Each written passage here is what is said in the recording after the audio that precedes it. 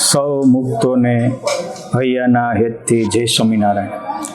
આપ નિહાળી રહ્યા છો પ્રેમના દસ્તાવેજી પુરાવા જેવો રામ પ્રતાપભાઈનો બંગલો. આ જગ્યાનું મૂળ નામ છે નારાયણ મહોલ. 1872માં ભગવાને ભવ્ય રંગોત્સવ પ્રસંગ કર્યો.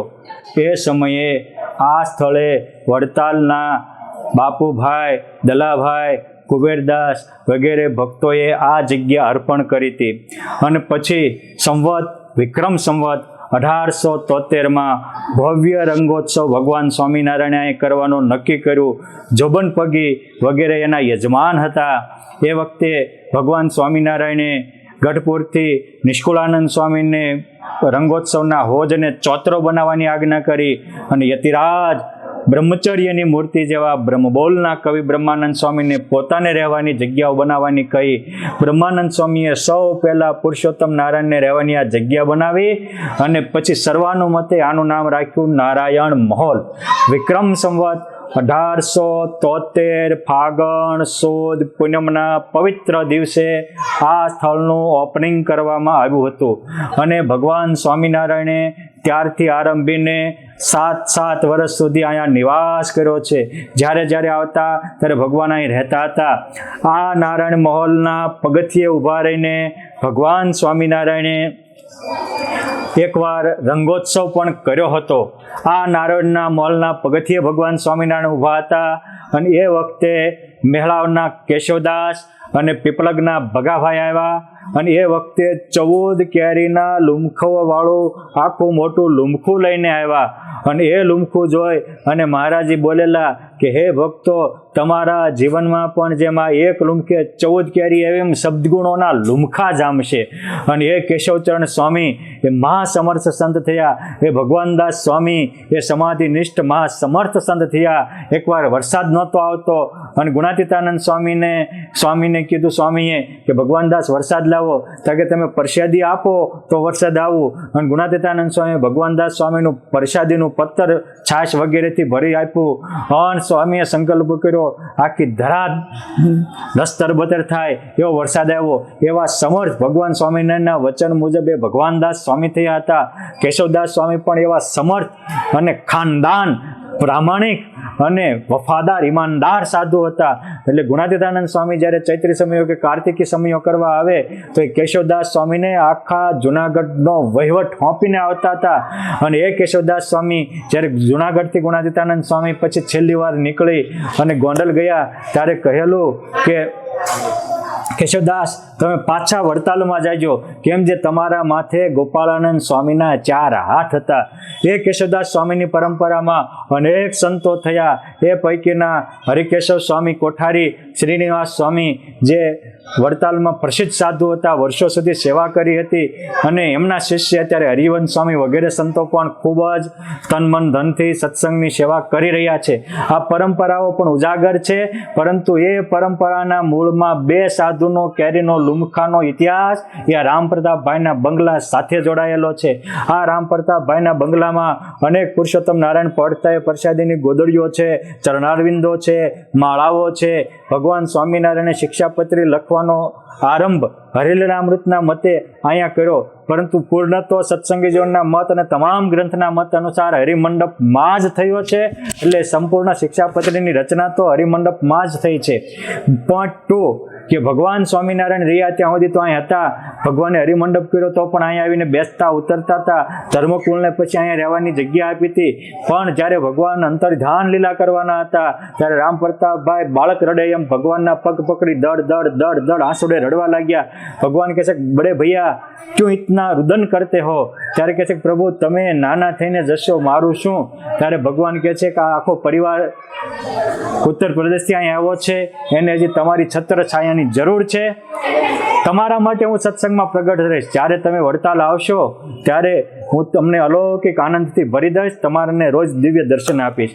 વહેલા રામ પ્રતાપભાઈ ભગવાન સ્વામિનારાયણ ધામમાં ગયા પછી કાર્તિકી સમય વખતે આવ્યા અને મંદિરમાં મૃદંગ બગાડી નિતરતા નેત્રે પ્રભુ મેં તો છીન છીન તેરા ગુનેગાર ઓ કીર્તાર વગેરે કીર્તનો ગાયા. બિસર ન જાજો મેરે મીત યહવર માગું નિત્ય વગેરે કીર્તન ગાયા, પ્રભુ પણ દર્શન નહોતા થતા. છેવટ કે પ્રભુ અવગુણ જાની બિસારોગે પિતમ હહુ બહુત ફજીત, જન અવગુણ પ્રભુ માનત નહીં યહી પૂરબ કી રીત. બિસરન જાજો મેં, પ્રભુ તમે કોઈના અવગુણ જોતા જ નથી. આપણે કોઈના ગુણ જોઈ શકતા નથી ને ભગવાન કોઈના અવગુણ જોઈ શકતા નથી. આ ભગવાનના હોવી તો ભગવાનના ગુણ આપણામાં આવે.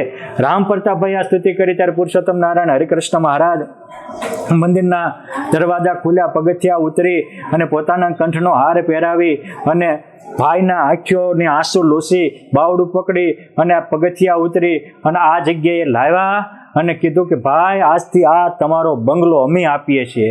અને ત્યારથી આ બંગલાનું બીજું નામ પડ્યું રામ પ્રતાપભાઈનો બંગલો. જ્યારે ભગવાન સ્વામિનારાયણના દર્શને રામ પ્રતાપભાઈ આવતા ત્યારે હરિકૃષ્ણ મહારાજ પાસે કીર્તન બોલી અને ભગવાન હાર પહેરાવ્યો પછી પ્રસાદીનો હાર લઈ આ બંગલામાં આવતા હતા.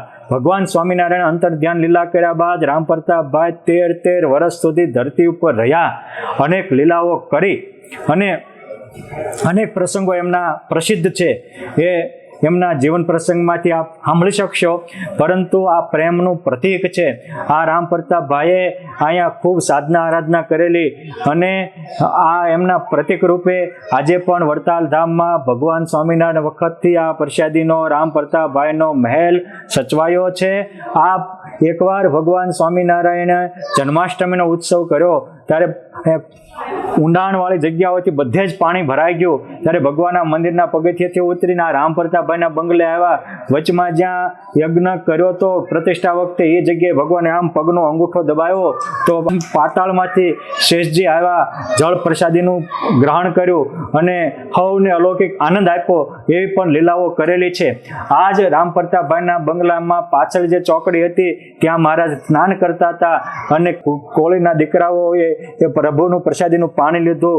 ત્યારે ભગવાન સ્વામિનારાયણે મૂળજી બ્રહ્મચારીને કીધું કે એને મારું પ્રસાદીનું પાણીનો સ્પર્શ થયો એ ઇન્દ્રપદને પામશે અને મહિમા જાણીને જો લીધો હોત તો એ અક્ષરધામના અધિકારી બનશે.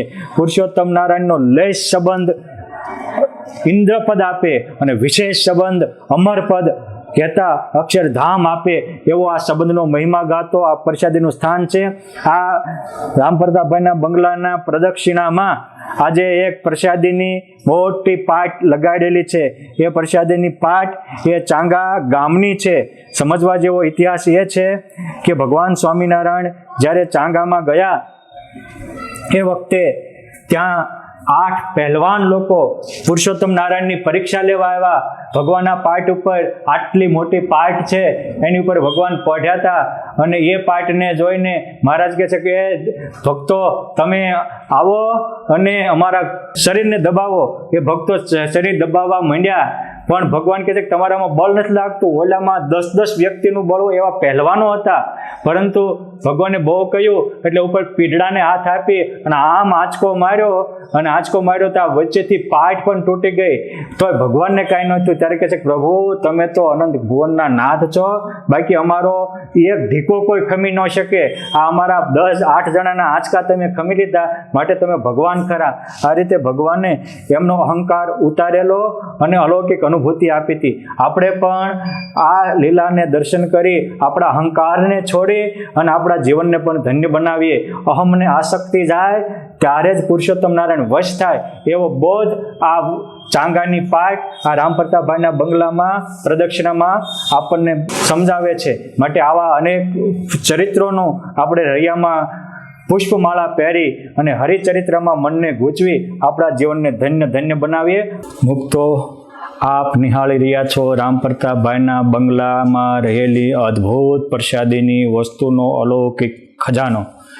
આ તે વખતની સૌથી જૂનામાં જૂની પ્રસાદીની મૂર્તિ છે. આ વડતાલના પાટીદાર દલાભાઈ વગેરે ભગવાન સ્વામિનારાયણને દસ્તાવેજ એનું અર્પણ કર્યો એનો તખતો છે. આ રામ પ્રતાપભાઈના બંગલામાં આવી રીતે 26 જોડ પ્રસાદીના ચરણારવિંદો છે.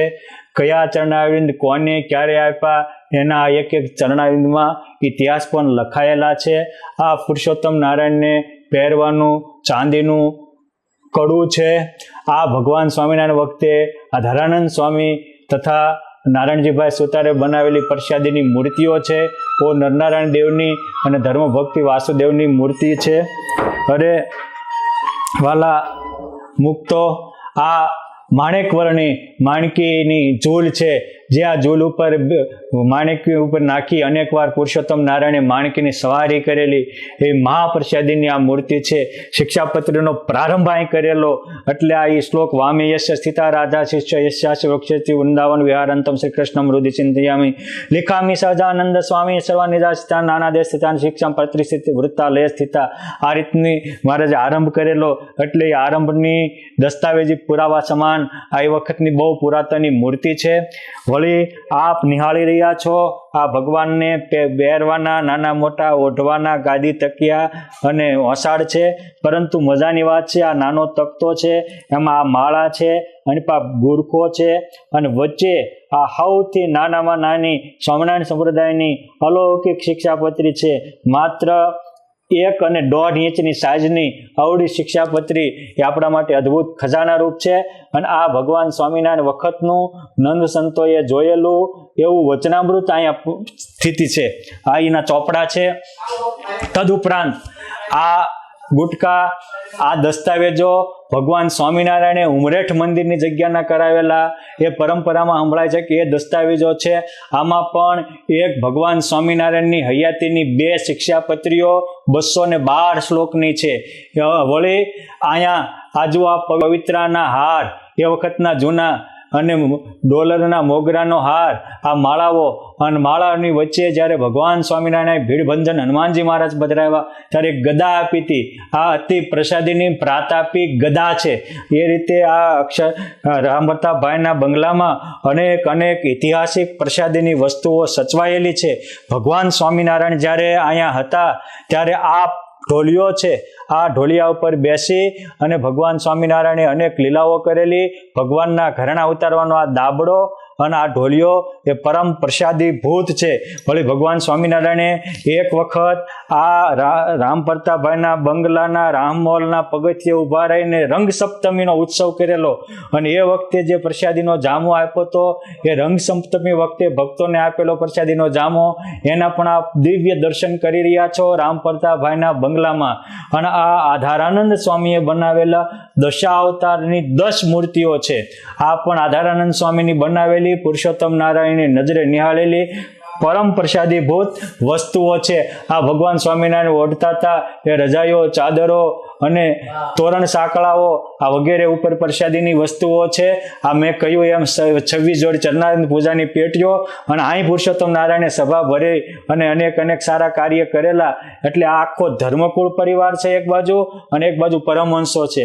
આવો તકતો પણ બહુ દુર્લભ છે. ધર્મકુળના જેટલા સભ્યો પહેલા વહેલા આવ્યા એ દરેક ધર્મકુળના સભ્યો, એમાં નામ પણ લખેલા છે કે રામ પ્રતાપભાઈ, ઈચ્છારામ, રઘુવીરજી, નંદરામ, ઠાકોરરામ, કૃષ્ણજી, ગોપાળરામ, સીતારામ, બદ્રીનાથ આ વગેરે નામ સાથેનો ધર્મકુળના આખા પરિવાર સાથેનો આ દિવ્ય તકતો છે. આવી અનેક પ્રસાદીની વસ્તુઓને આપને દર્શન કરી આપના જીવનને ધન્ય બનાવો. અસ્તુ. ધન્યવાદ. જય શ્રી સ્વામિનારાયણ.